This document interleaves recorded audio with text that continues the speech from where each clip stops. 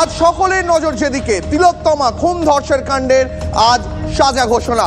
Presidency jail থেকে ইতিমধ্যেই সঞ্জয় রায়কে বার করে আনা হয়েছে। জানাবো সব লেটেস্ট আপডেট।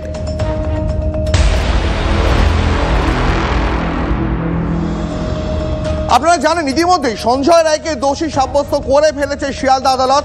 ঘড়িতে 10 মিনিট আগে মোটামুটি সঞ্জয় রায়কে নিয়ে আসা হয়েছে শিয়ালদা আদালত চত্বরে।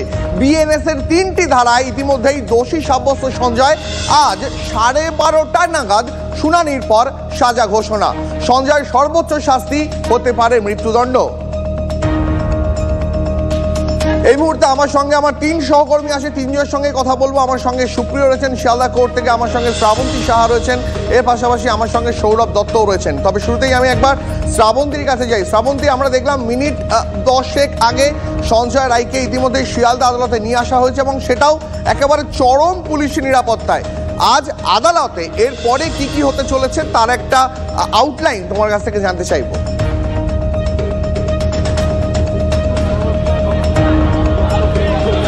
দীপ, আগের দিন যেহেতু দোষী সাব্যস্ত করার দিন ছিল এবং সেটা সমাপ্ত হয়েছে, সেখানে সঞ্জয় রায়কেই অন্যতম দোষী সাব্যস্ত করে দিয়েছে আদালত।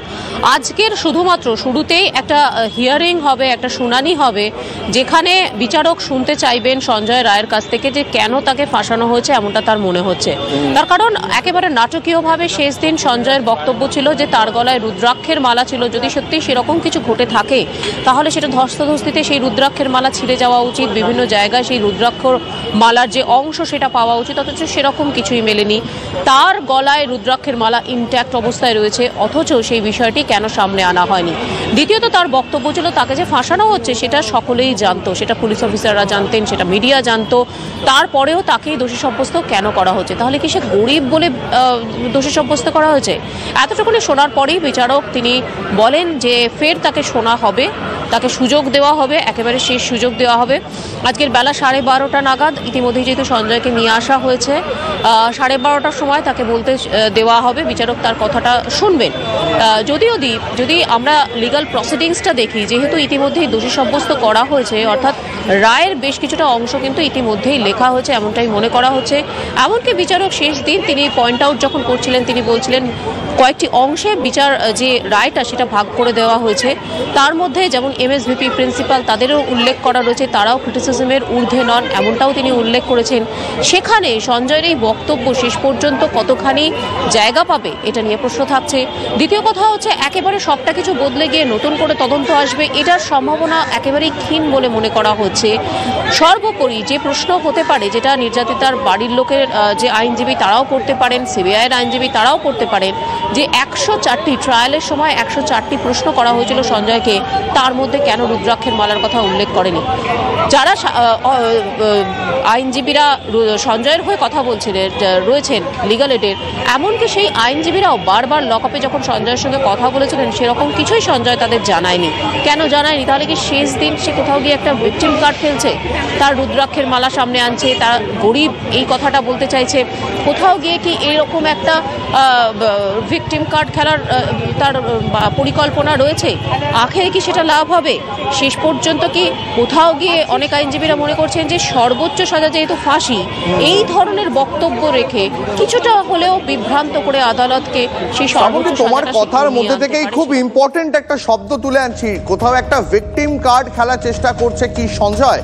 শ্রাবন্তী আমার সঙ্গে থাকো, আমি তোমার সঙ্গে আরো বিস্তারিত কথা বলবো। তবে এই মুহূর্তে আমার আরেক সহকর্মী সুপ্রিয় রয়েছেন শিয়ালদা কোর্টের সামনে থেকে। সুপ্রিয়, আজকে যেভাবে পুলিশ সঞ্জয়কে আদালতে নিয়ে এলো, যেভাবে তাকে কনভয় করে আনা হলো, যেভাবে আদালতে ঢোকার সময় তাকে একেবারে মিডিয়ার থেকে তাকে চোখের আড়ালেই এক প্রস্থ আদালতে ঢোকানো হলো, সঞ্জয়ের বডি ল্যাঙ্গুয়েজ কি কোথাও নজরে পড়লো? কেমন বডি ল্যাঙ্গুয়েজ ছিল এবং এর পাশাপাশি পুলিশ নিরাপত্তার কতটা কড়াকড়ি চোখে পড়লো?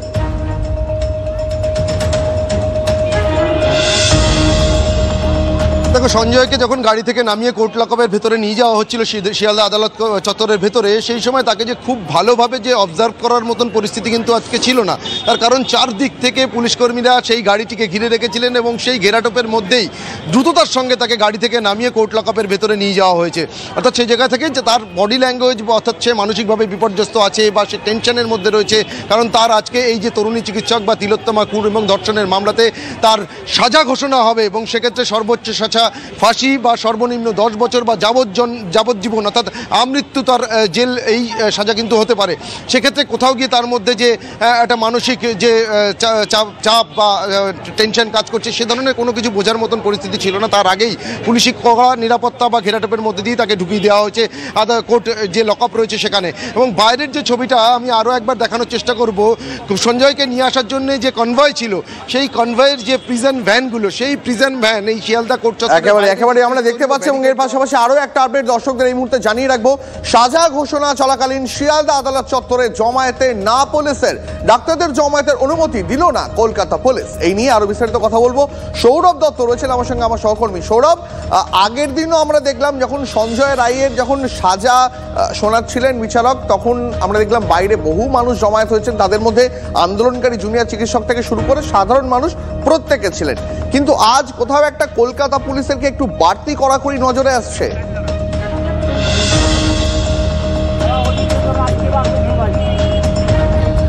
দেখো, শনিবারও এই কড়াকড়ি ছিল এবং সোমবারও তার ব্যতিক্রম নেই। ঠিক যেমনটা শনিবার দিন পুলিশ অনুমতি না দিলেও এদিনও যারা চিকিৎসকেরা রয়েছেন তারা জমায়েতের একটা প্রস্তুতি নিচ্ছেন এবং তারা এবারও অনুমতি চেয়েছিলেন, কিন্তু তারা আনুষ্ঠানিক অনুমতি পাননি। কিন্তু চিকিৎসকরা বলছেন যে অনুমতি না পেলেও তারা আগের দিনের মতোই যাবেন। সাধারণ মানুষ যারা রয়েছেন, ব্যারিকেড রয়েছে, কড়াকড়ি রয়েছে, পুলিশের কড়া নিরাপত্তা রয়েছে, তার মধ্যেও কিন্তু সাধারণ মানুষ এখানে দাঁড়িয়ে রয়েছেন। ঘনে ঘনে পুলিশ কর্মীরা আসছেন, পুলিশ কর্মীরা এসে তাদেরকে সরিয়ে দেওয়ার চেষ্টা করছেন। তারপরও এখানে সাধারণ মানুষের যে ভিড়, সে ভিড়টা কিন্তু রয়েছে। মানে এই মুহূর্তে এই দৃশ্যতে যে ভিড়টা তুমি দেখতে পাচ্ছ, যে একটা ভালো মতো মানুষের ভিড় কিন্তু এখানে রয়েছে। আজকে কি সঞ্জয় রায়ের সাজা ঘোষণা হবে, আপনাদের মধ্যে কি প্রতিক্রিয়া? দেখুন, প্রতিক্রিয়া তো তার সাজা হবে সংবিধান অনুযায়ী, যেটা আছে সেটা তো হবেই। কিন্তু ওর পিছনে যারা আছে তারা কোথায় গেল? তাদেরকে কেন ছেড়ে রাখা হলো? তাদেরকে কেন ধরা হলো না? বা তাদের কোনো সিদ্ধান্ত বা রায় তাদের ঘোষণা হলো না কেন? আর আজকের ডেটে যে পুলিশ সাধারণ মানুষকে সরাচ্ছে, এই পুলিশ সেদিন কোথায় ছিল? যেদিন আর্চিল ঘরের ঘটনা ছিল সেদিন কোথায় ছিল? এই উর্দিধারী পুলিশগুলো কোথায় গেছিল? সঞ্জয় রায়ের আজকে সাজা ঘোষণা হবে, আজকে আপনাদের কি প্রতিক্রিয়া, মানে আপনারা কি চাইছেন? আমরা তো চাইছি তাড়াতাড়ি করে ওরা সাজাটা হোক, যাতে আর যে আছে তাকে শিক্ষা হোক। এই যে ভুলটা যে করেছে এবার আর যেন কারোর সাথে না হয়। হ্যাঁ, যদি সাজা না হয় তাহলে তো সবাই এরকম ভাবেই জানবে যে হ্যাঁ এই ডিলে হয়ে যাচ্ছে, কিছু আর পানিশমেন্ট পাচ্ছে না, তাহলে এটা রিপিট হলেই। তোমার বাবা মা বলছেন এটা বিচারের প্রথম ধাপ, তারা বলছেন না যে তারা পূর্ণাঙ্গ বিচার পাচ্ছেন বা ন্যায় বিচার পাচ্ছেন। আপনারা কি মনে করেন যে আরো অনেকে জড়িত?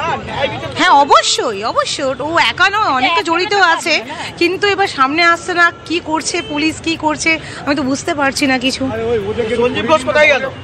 দেখো, স্বাভাবিকভাবেই সাধারণ একেবারে সৌরভ, তুমি যেখান থেকে মানে যেখানে তুমি শেষ করলে, তুমি যেমন বলছিলে না তিলোত্তমার মা বাবার কথা, তিলোত্তমার মা বাবা আগের দিনও জানিয়েছিলেন যে তারা এই বিচার প্রক্রিয়ায় এখনো পর্যন্ত কিন্তু সন্তুষ্ট নন।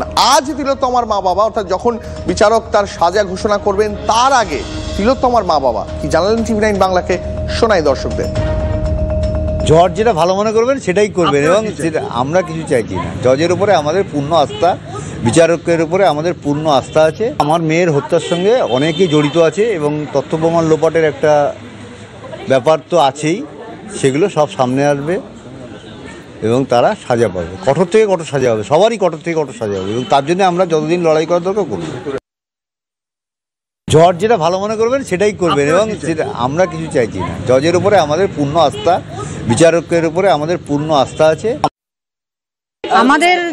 আমার মেয়ের খুনির যারা, সঞ্জয় একা এই কাজ করেনি, সঞ্জয়ের পেছনে আরও লোক জড়িত আছে, তারা এখনও সিবিআই তদন্তেই আসেনি। আমি চাইব যে তদন্ত প্রক্রিয়া আরও এগোবে এবং আসল দোষীরা ধরা পড়বে এবং সবার কঠোর থেকে কঠোরতম সাজা হবে, তখন আমার মেয়ে আত্মার শান্তি পাবে। সিবিআই তদন্তই ঠিকঠাক করেনি, কোনো তাদের উপর কোনো চাপ এসেছে না কি আমরা বলতে পারবো না, তবে সিবিআই কাজ ঠিকঠাকভাবে, পুলিশ 5 দিনে যেটা করেছিল সিবিআই 5 মাসে সেটাই করেছে।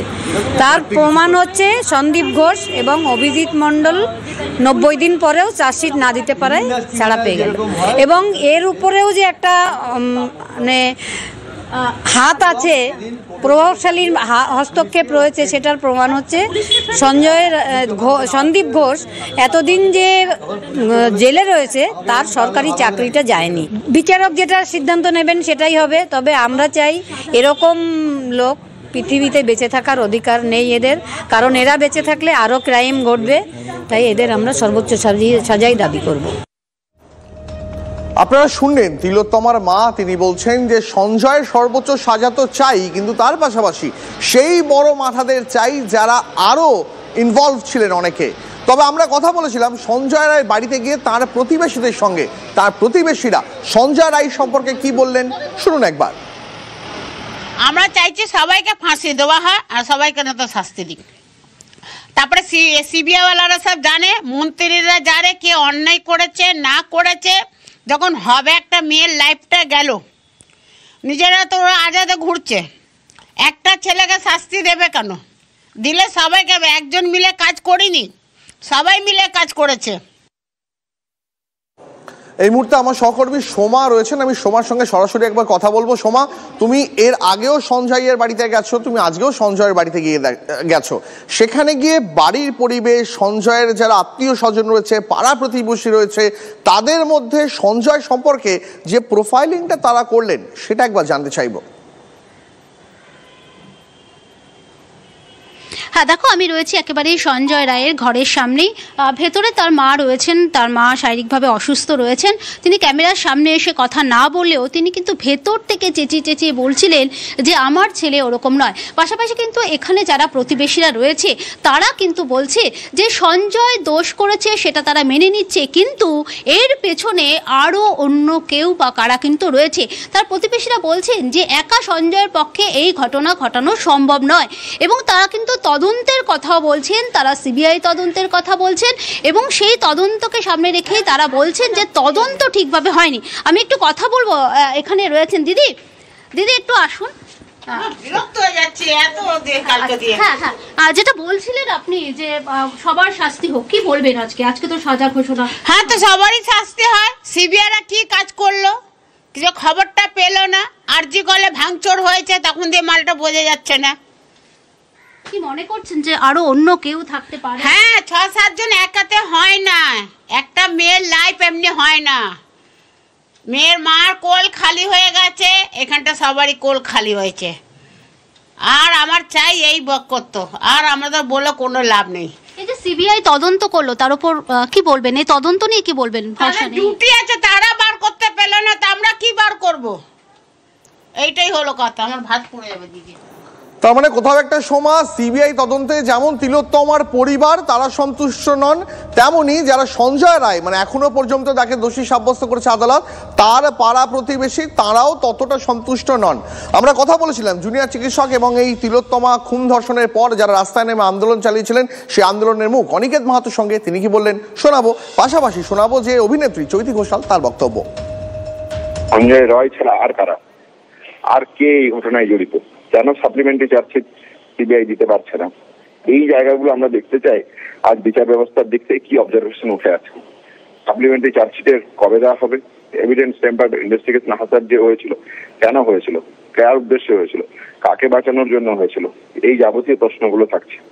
এবং বাবা মার পক্ষ থেকেও যে প্রশ্নগুলো রাখা হয়েছে সেইগুলো কতটা সমাধান আজকের বিচার ব্যবস্থা সুপ্রিম কোর্ট থেকে আছে, সেই দিকে আমাদের নজর থাকবে। তাহলে সঞ্জয় রায় শাস্তি হোক, তার সাথে আর কে, আর কারা, এই প্রশ্নটাও থাকছে।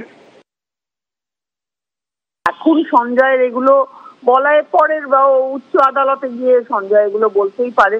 তবে সঞ্জয় যদি পুরোপুরি সত্যি কথা বলে এবং সেটা যদি তদন্ত হয় তাহলে আরো অনেক সত্য বেরিয়ে আসবে।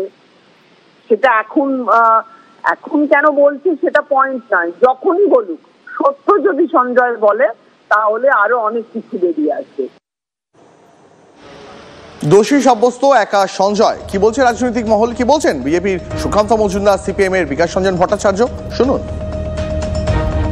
সিবিআই এর দায়িত্ব তদন্ত করে এই সমস্ত রহস্য উদ্ঘাটন করা। দুর্ভাগ্যজনকভাবে সিবিআই এখনো তেমন তৎপরতা দেখাননি।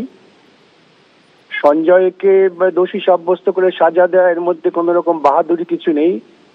সুতরাং এটা নিয়ে খুব আলোচনার কিছু নেই। আলোচনার হওয়া উচিত যে সিবিআই তারা কি তদন্তটা সঠিকভাবে করবেন বা করছেন, এটা নিয়ে প্রশ্ন ওঠা উচিত। যখন কলকাতা পুলিশের হাতে পুরো তদন্ত ভার ছিল, সেই সময় সমস্ত তথ্য প্রমাণ যেভাবে লোপাট করা হয়েছে, যেভাবে ক্রাইম সিন গরু ছাগলের মতো সেখানে চড়ে বেরিয়েছে, তারপরে স্বাভাবিকভাবে সেখানে তথ্য প্রমাণ পাওয়া বা সাক্ষ্য পাওয়া আমার মনে হয় খুব কঠিন। তো স্বাভাবিকভাবে সিবিআই তো 5 দিন পরে পেয়েছিল, তো তথ্য প্রমাণ তার আগে কলকাতা পুলিশের হাতে ছিল। এবার কলকাতা পুলিশ যা তথ্য প্রমাণ রেখেছিল, সিবিআই কে তার উপরে তদন্ত করতে হয়েছে। সিবিআই তো সেখানে বেশি কিছু করার নেই, নতুন করে তথ্য প্রমাণ পাওয়া গেল না। তো আর কিছুক্ষণের মধ্যেই মানে ঘন্টা খানেকের মধ্যেই যে সঞ্জয় রায়, তাকে আদালত কি শাস্তি দেবে সেটা আপনারা জানতেই পারবেন TV9 বাংলার মাধ্যমে। তবে আর একবার আপনাদের একটু ফ্ল্যাশব্যাকটা মনে করে দিই। শনিবার যখন সঞ্জয় রায়কে দোষী বলে সাব্যস্ত করে আদালত, বিচারক সেদিনকে বলেন আপনার বিরুদ্ধে অভিযোগ ভোরের দিকে হাসপাতালে ঢুকে অন ডিউটি ডাক্তারকে আক্রমণ করেন, গলা এবং মুখ চেপে ধরেন, যৌন নির্যাতন চালান তার উপর। তার জেরেই মৃত্যু হয় নির্যাতিতার। ভারতীয় ন্যায় সংহিতার 64, 66 এবং 103-এর 1 নম্বর ধারায় আপনার বিরুদ্ধে চার্জ গঠন করা হয়েছে। আপনার বিরুদ্ধে যা প্রমাণ রয়েছে তাতে 10 বছরের নিচে সাজা হবে না, যাবজ্জীবন কারাদণ্ডও হতে পারে। BNS এর মানে ভারতীয় ন্যায় সংহিতার 64 নম্বর ধারায় 25 বছর বা যাবজ্জীবন কারাদণ্ড হতে পারে। আপনি যেভাবে মেরেছেন তার জন্য সর্বোচ্চ শাস্তি মৃত্যুদণ্ড, সর্বনিম্ন শাস্তি 10 বছরের কারাদণ্ড। অন্যদিকে এবার সঞ্জয় রায় সে পাল্টা যুক্তি দেয়, তার গলায় নাকি রুদ্রাক্ষের মালা ছিল, ধস্তাধস্তি হলে তো সেটা ছিনে যাওয়ার কথা, কিন্তু সেটা পাওয়া গেল না কেন? সঞ্জয় বলতে থাকে আমি গরিব, এই কাজ করিনি, যারা করেছে তাদের ধরুন। মিডিয়াও একই কথা বলছে, সবাই বলছে, একজন IPSও বলেছেন, তাহলে আমাকে ধরছেন কেন? এই কথা বলেছে সঞ্জয়।